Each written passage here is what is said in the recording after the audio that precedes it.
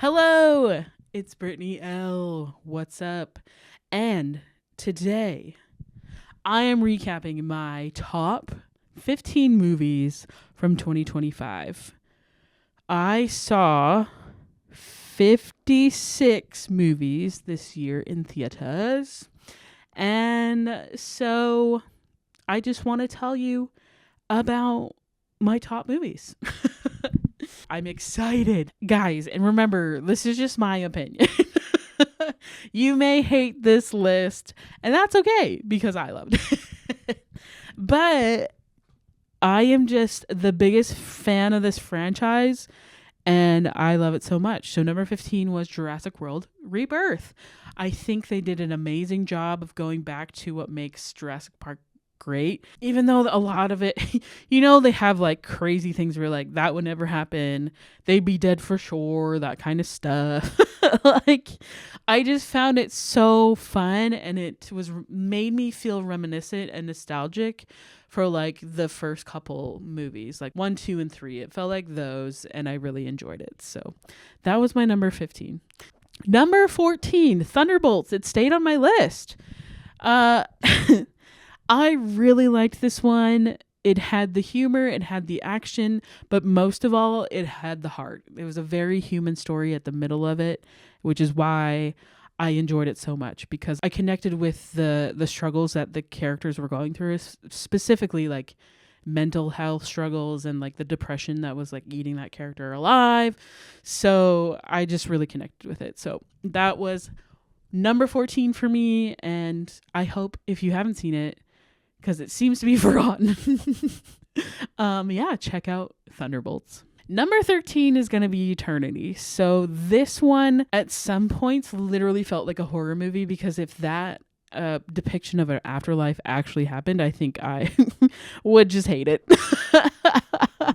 But I thought it was such a fun take on the idea of the afterlife. I get why it was like that, how you did have to choose just like one choice forever, because it does help raise the stakes. And I think it was so well acted and such a fun time. Like, I laughed, I cried, and I loved the look of it. I feel like a lot of movies don't have that color saturation. It feels like this trend of going to the 70s is coming back. Like, if you watch the trailer for the new Hunger Games movie, it feels very 70s. Along with the coloration of Eternity, it also feels very 70s, but I liked it. I enjoyed it. I love seeing like these rich colors again. Such a fun romantic comedy. I love how it was like an ensemble of characters that we got to know, and it was such a fun time. Number 12, Train Dreams. This one, it's beautifully shot. Like, the look of it is awesome. Again, I really love the coloration of the movie, and I love the depiction of this man's life, how it was able to romanticize like an ordinary man's life. Like, he just got up, did his work, he just wanted to provide for his family. It was like a simple life almost, and it was very hard work. He was a good man, and he made it happen, and the struggles he went through were very heart-wrenching, but I love how he was able to like come to peace at the end. So beautifully shot, a very human story.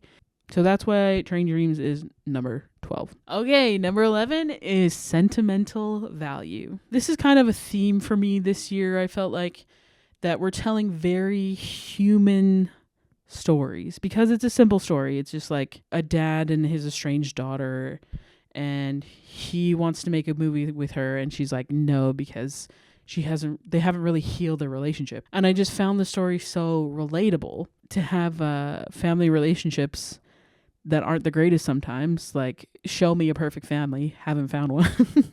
But I think it was so beautiful, and I loved the cinematography, because they made a house look epic. Like, the centerpiece of this movie was literally just a home, and I was like, this is beautiful.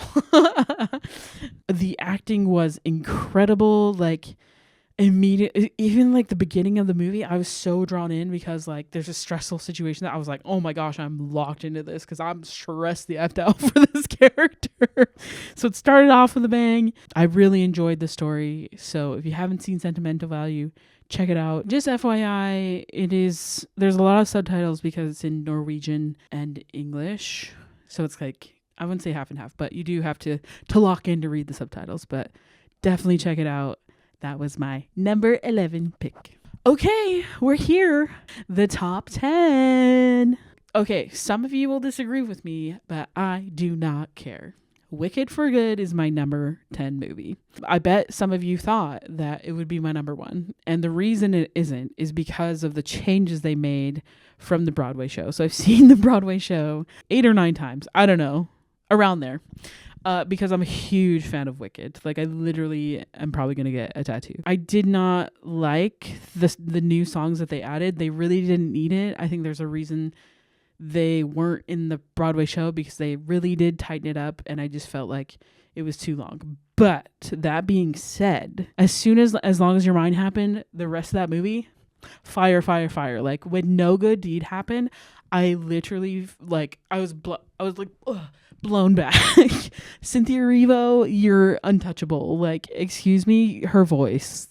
And then being surrounded by it, like, that freaking song just blew me away. And then, of course, I was sobbing at the end. So this is on my list because I do love it so much, and I still, like, felt the emotions of the story, and I just love it. So that's my number 10 movie. Number 9. This one stayed on the list too. One of Them Days. It's such a great. I feel like we haven't had a female buddy comedy this good since The Heat. And these movies don't happen very often. And I just thought this one was so well done. It was so funny. I was cackling. I saw it twice in theaters. Just so good. SZA and Keke Palmer knock it out of the park. And if you want a good laugh, definitely watch One of Them Days. I feel like it's an underrated film that a lot of people didn't see. So if you haven't seen it, go watch it. Number 8, K-pop Demon Hunters. So this was number 5. So it did drop down because there were just like new movies that, had to bump it down. But like, still such a great and inspiring film. I will think back on 2025 and remember K-pop Demon Hunters. We will never get those songs out of our heads now. It's going to be like Frozen, Let It Go, and Golden. Same thing. We're just going to hear them forever. But the animation's so excellent. I hope they make a sequel. I'm pretty sure they are. And the music and the message of the movie is what really kept it in the top 10 for me, is that it just like resonated with me so much. And if you haven't seen it, hello. Watch it. It's good. Number 7. I didn't think another superhero movie would be this high, but here we are. Superman. You did it. It's a great movie. Superman, are you kidding me? David Cornsweet is one of the most attractive men ever. Anyways, I think he's perfect as Superman. I love how this movie had it all, but it also, at the heart of it, was this discussion between him just trying to do good and like all of the things that get in the way of people being good. I felt like it was inspiring. I felt there were laughs. Like, in terms of a superhero movie, that's what I want. I want that. I want the laughs, I want the actions, and I want the heart. So, and it had it all. And I like how it was a little campy. Just campy enough. Okay, number 6. I'm a huge fan of this franchise. I loved 1 and 2. I feel like this one was literally the best one out of all of them. Number 6 for me, Wake Up Dead Man. Again, beautifully shot. Rian Johnson just knows how to do mystery, and I love how we got religious themes in this one, because yes, so many atrocities have been committed in the name of religion, and it was nice to delve into that, how like there's still flaws in man-made religion, but that people are really just trying to seek for good in their lives. So I like that we have this mystery and this in-depth look into someone's faith and how it should be practiced, and all these different themes that are like going together in this murder mystery. It made me think of my own thoughts on spirituality and religion, and kind of where I stand, and how this was an example of how it definitely should not be done. I hope if you have a crazy pastor like that, you're more like Pastor Judd and trying to find the good in the religion that is going to help you. Not this crazy Monsignor, but the mystery was so great. I love Benoit Blanc. Such a great movie. Number 5 for me was Black Bag. I feel like a lot of people did not see this movie. It did come out in theaters, but then it went to streaming pretty quickly. It was on Prime. I think it's still there. But it's awesome. Like, are you kidding me? Cate Blanchett, like, she's one of the greatest actors of our time. Like, anything she's in, count me in. I love her. And then we have Michael Fassbender too as her husband, and then it's a spy thriller mystery. Like, come on. I loved it. I love mysteries. And this one was so well done. I love how we have this dinner that happens, and they just lay it on the table like, which one of you betrayed the team? Because they're all spies and they're all working for the same company, or are they? So we get to see their relationships and how they intertwine, and it's just a really fun, well done, like, spy thriller. So check out Black Bag if you haven't watched it, because it's great. Number 4. So if you don't know, this is my number 1 movie halfway through the year. But number 4, Sinners. I still really enjoy it. If you would have told me, like, one of your favorite movies of this year is going to be this, like, vampire movie, like, I never would have thought, because I don't really like vampires. I'm not into horror at all. And while there are, like, elements of the horror stuff, I feel like the vampires are used as a metaphor for what the people were going through at that time. And there's so much symbolism in that movie, and also, like, so much history. And also the history of, in the making, how the cinematographer was the first woman to film on IMAX and 65 millimeter film. Like, actually the first person ever to do that, but also the first woman to film in IMAX. Like, come on, it's 2026 now. That we need more representation. But I'm just so excited for them and what they're doing, because they're literally creating masterful art. Like, I cannot deny that music scene, that dancing scene. You know the one I'm talking about if you've seen it. Like, a masterpiece. So Sinners takes my number 4 spot. Number 3 for me is A House of Dynamite, and this is Catherine Bigelow's movie that was on Netflix about how a nuke goes to Chicago and there's nothing America can do about stopping it. So we just sort of see this repeating timeline, but with different people in different sectors of the government and stuff, and how they, like, live this time up to impact. And it's like, if that really happened, there's nothing they could do. That's what makes it so horrifying. Is that we're literally screwed. I just love that we get to see the lives of so many characters. It is an ensemble movie. Like, you do follow the lives of so many people. And I think that's what makes it great, is because we get that human story of, like, oh my gosh, what would we do? What could we do? Could you do anything? Like, if you're not on the list, you're not on the list. Like, what do you do? So it's just like, thinking how that could actually happen is utterly terrifying. And I think that's why it is so high on my list, because of the impact it's had on on me personally, and how I think about it, and how I had to watch, like, a happy movie after to get over it, because, like, it to me is a literal horror film. But so good. Like, the acting's great, the direction's great, like, an excellent movie. So if you haven't seen A House of Dynamite, that's my number 3. We're here, the top 2. Oh my gosh. Number 2. If you want to break your heart and just sob and see something that should never happen, but, like, probably happens every day, you should see this movie. If you just want to see a very human story and, like, connect to yourself and being human, and just, like, recognizing how life is so short, and how, like, it's so fragile, and we should appreciate it, and how we can honor those who have passed on. I'm talking about Hamnet. I'll think about that movie every day. I really will. It's just so moving. It's, like, such a purely human story.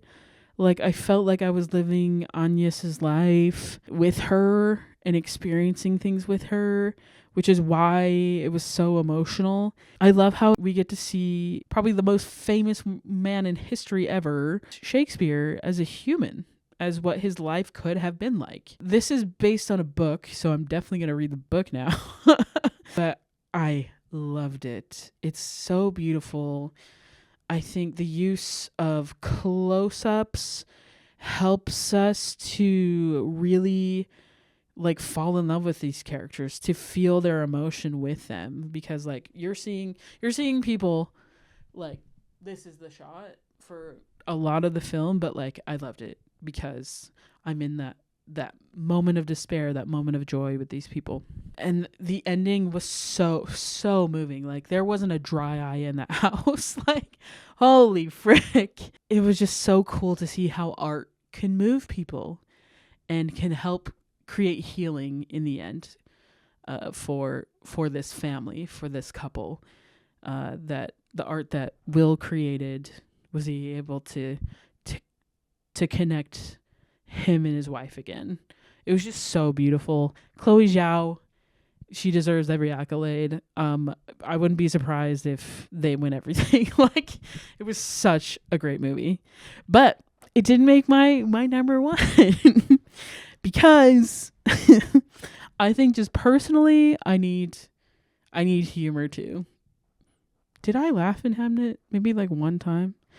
Anyways, my number one movie for 2025 is One Battle After Another.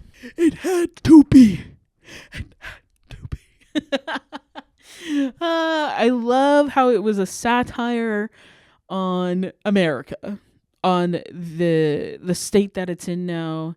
They were able to poke fun at what's going on, but also like make you think about the real issues that are actually happening in the country, and how we can help to deal with it. I don't live there, but like I have, and I get it. And at the core of this movie, it's about a father and a daughter and that beautiful relationship that they have.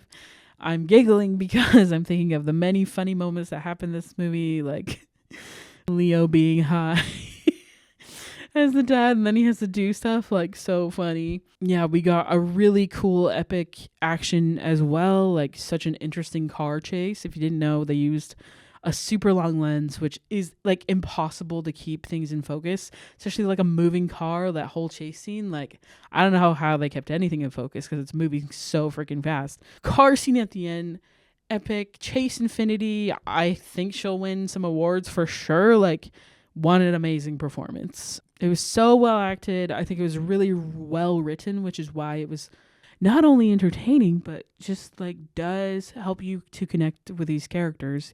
You understand why they do the things that they did. And it was just such a fun time. Like, this is what cinema should be. Like, it should make us feel things, but also entertain us, and also help us want to root for the peeps, you know? So One Battle After Another, like, this is an instant classic. We will hear about this movie for a long time. And if you have not seen it, you need to watch it. Like, it's great. It's incredible. Okay, what do you think? Were you surprised at some of my choices? I was. But 2025 was such a fun year for movies. Thanks for checking out my list. And if you haven't seen any of these movies, please watch them. They're so great. My top 15. All right. Thanks for watching. We'll catch you in the next one. Bye.